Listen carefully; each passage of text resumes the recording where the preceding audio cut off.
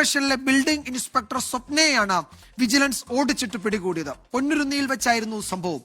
ഇന്ന് വൈകുന്നേരം പൊന്നുരുന്നിയിലാണ് ഈ കൊച്ചി കോർപ്പറേഷനിലെ ബിൽഡിംഗ് ഇൻസ്പെക്ടറായ സ്വപ്ന 2 കുട്ടികളുമായി കാറിൽ കൈക്കൂലി വാങ്ങാനായി എത്തിയത്. 15,000 രൂപയായിരുന്നു ഇവർ കൈക്കൂലിയായി ആവശ്യപ്പെട്ടിരുന്നത്. വിജിലൻസ് പിടികൂടുമെന്ന ഘട്ടമായപ്പോൾ ഇവരത് തിരിച്ചറിഞ്ഞ് ഇവരവിടെ രക്ഷപ്പെടാൻ ശ്രമിക്കുകയായിരുന്നു. തുടർന്ന് ഉദ്യോഗസ്ഥർ പുറകെ ഓടി പൊന്നുരുന്നിയിൽ വെച്ചാണ് ഇവരെ പിടികൂടുകയും തിരികെ എത്തിക്കുകയും ചെയ്തത്. കൈക്കൂലി വാങ്ങിയെന്ന് പിന്നീട് സ്ഥിരീകരിക്കുകയായിരുന്നു. നിലവിൽ അവിടെ നടപടിക്രമങ്ങൾ നടക്കുകയാണ്. സ്വന്തം കുട്ടികളുമായി എത്തിയാണ് ഇവർ കൈക്കൂലി വാങ്ങാനായി അവിടെ എത്തിയിരുന്നത്. വൈറ്റിലയിലെ കോർപ്പറേഷന്റെ സോണൽ ഓഫീസ്, അത് കൈക്കൂലിക്കാരുടെ താവളമെന്ന് നേരത്തെ വിജിലൻസ് തന്നെ റിപ്പോർട്ട് നൽകിയതാണ്. അവിടെ തന്നെ ജോലി ചെയ്യുന്ന ഒരു ഉദ്യോഗസ്ഥയാണ് ഇപ്പോൾ കൈക്കൂലിയുമായി പിടികൂടിയത്.